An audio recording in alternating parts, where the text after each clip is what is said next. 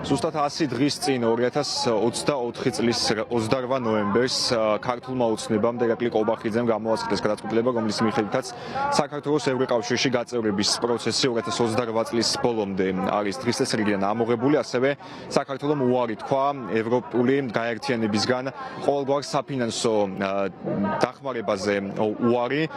რამაც გამოიწვია მომდევნო დღეებში უკვე საპროტესტო აქციები, რომელმაც ფართო მასშტაბიანი ხასიათი შეიძინა. 28 ნოემბერს დაწყებული საპროტესტო აქციების გამო არაერთი პირი დააკავეს და ის დღემდე იმყოფება საპატიმრო დაწესებულებაში. 28 ნოემბრიდან რამდენიმე დღის განმავლობაში, დაახლოებით 8 დღის განმავლობაში, შინაგანსა სამინისტროს სპეციალური დანიშნულების რაზმის წარმომადგენლები არბევდნენ საპროტესტო აქციებს რუსთაველის გამზირზე და ასევე ძალადობრივი მეთოდებით აკავებდნენ როგორც აქციის მონაწილეებს, მშვიდობიან დემონსტრანტებს, ისევე მედიის წარმომადგენლებს, მათ წინააღმდეგ იყენებდნენ ფიზიკურ ძალას. ამის არაერთი შემთხვევა გვახსოვს და ამის არაერთი ვიდეო მასალა არსებობს, რომელიც გასული არის როგორც ტელეეთერში, ასევე სოციალური ქსელების მასშტაბით და ამ კადრებმა ფაქტობრივად შეიძლება ითქვას, რომ მთელი მსოფლიო მოიარა. არაერთი საერთაშორისო ორგანიზაციის კრიტიკულ ანგარიშში მოხვდა ეს საპროტესტო აქცია და ძალადობრივად მშვიდობიანი საპროტესტო აქციის დარბევის კადრები თუ განცხადებები მათ ანგარიშებში. საერთაშორისო ორგანიზაციები, საერთაშორისო პარტნიორები გმობდნენ ქართული ოცნების ქმედებებს, რომელსაც ადგილი ჰქონდა იმ დღეების განმავლობაში. მოგვიანებით, მიუხედავად იმისა, რომ საპროტესტო აქციებზე საპოლიციო ძალები აღარ გამოიყენებდნენ სპეციალურ საშუალებებს, როგორიც იყო მაგალითად ცხენოსადენი გაზი, წყლის ჭავლი, რეზინის ტყვიები თუ ეგრეთ წოდებული ციცაკის სპრეი, საპროტესტო აქციებზე საპოლიციო ძალები იყენებდნენ ასევე დაკავების მეთოდს, აკავებდნენ აქციის მონაწილეებს, მათ შორის პიროტექნიკის სროლის გამო და მოგვიანებით, როდესაც უკვე საპროტესტო აქციების ეს ეგრეთ წოდებული დარბევების ფაზა, როგორც მას ხშირად უწოდებენ მოქალაქეები, ამ ფაზამ გადაიარა. მოგვიანებით უკვე უცნობი პირები თავს ესხმოდნენ, მათ შორის მედიის წარმომადგენლებს ძალიან ხშირად და მათ შორის იმ პირებს, რომლებიც მშვიდობიანად გამოხატავდნენ პროტესტს და ეწინააღმდეგებოდნენ ქართული ოცნების გადაწყვეტილებას და ევროკავშირში ინტეგრაციის პროცესის შეჩერებას. 100 დღის განმავლობაში არც ერთი დღით პროტესტი არ შეწყვეტილა, მიუხედავად კლიმატური პირობებისა, მიუხედავად მეტეოროლოგიური პირობებისა. მოქალაქეები გამოდიოდნენ ყოველ დღე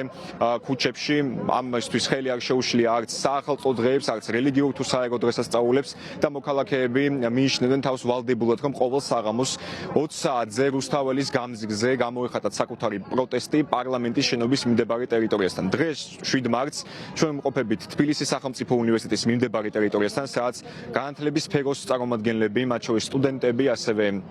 პროფესორ-მასწავლებლები უერთდებიან აი ამ საპროტესტო მოძრაობას. 100 დღის განმავლობაში ჩვენ არაერთი სფეროს წარმომადგენლის პროტესტი ვიხილეთ სხვადასხვა ფორმით, მათ შორის არიან კულტურის სფეროს წარმომადგენლები, ჯანდაცვის სფეროს წარმომადგენლები, ეკონომისტები, განათლების სფეროს წარმომადგენლები, როგორც რომელ აქციაზე ჩვენ ახლა ვიმყოფებით და თითოეული მათგანი აცხადებს, რომ კრიტიკულად მნიშვნელოვანია, რომ ქვეყნის ევროკავშირში ინტეგრაციის პროცესი და დასავლურ ცივილიზებულ სამყაროსთან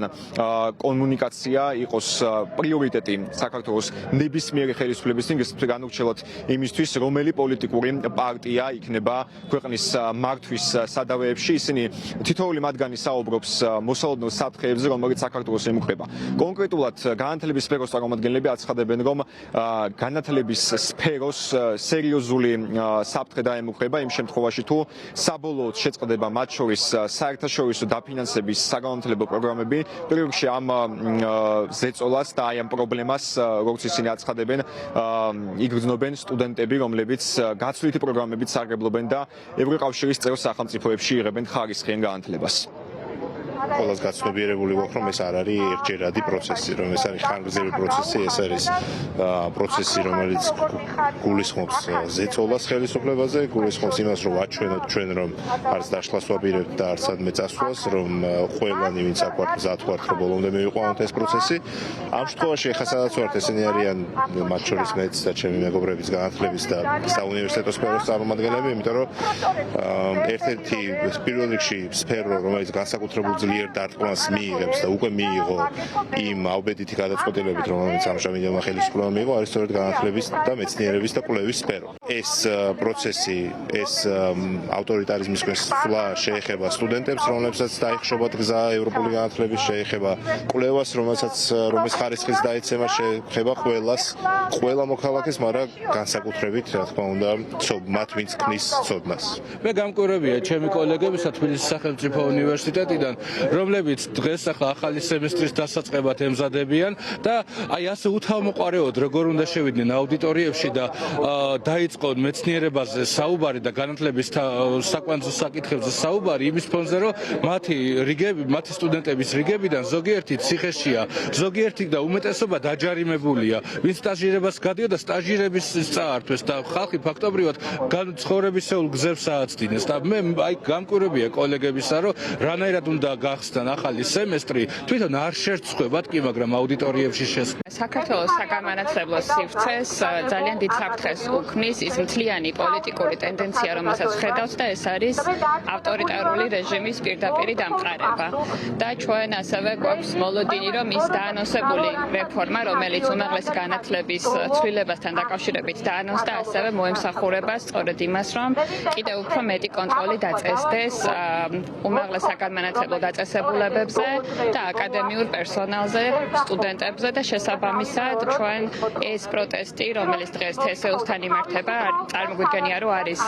სიმბოლური პროტესტი, იმიტომ რომ თბილისის სახელმწიფო უნივერსიტეტი არის ისტორიული საფუძველი ყველა საგანმანათლებლო დაწესებულების, რომელიც დღეს საქართველოში ფუნქციონირებს, რომელიც დაფუძნდა თავისუფლების იდეაზე და რომლის მთავარი მიზანი და მისია იყო საზოგადოებრივი კრიტიკული აზრის ფორმირება და საზოგადოებრივი განვითარება. მიუხედავად იმისა, რომ პროტესტი საქართველოში 2024 წლის 26 ოქტომბრის საპარლამენტო არჩევნების შემდგომ დაიწყო, ფართომასშტაბიანი ხასიათი, ანუ სწორედ 28 ნოემბრიდან მიიღო და სწორედ აქედან დაიწყება აი ამ ფართომასშტაბიანი საპროტესტო აქციების დროის ათვლა. 53 პირი არის დაკავებული სისხლის სამართლის წესით, მოქალაქეები ასევე გმობენ იმ მოცემულობას, რომ მათი თქმით არც ერთი ის პირი, რომელიც მონაწილეობდა ძალადობრივ ქმედებებში მშვიდობიანი დემონსტრანტების და მათ შორის მედიის წარმომადგენლების მიმართ, არ არის პასუხისგებაში მიცემული და ისინი ჩვეულებრივ ასრულებენ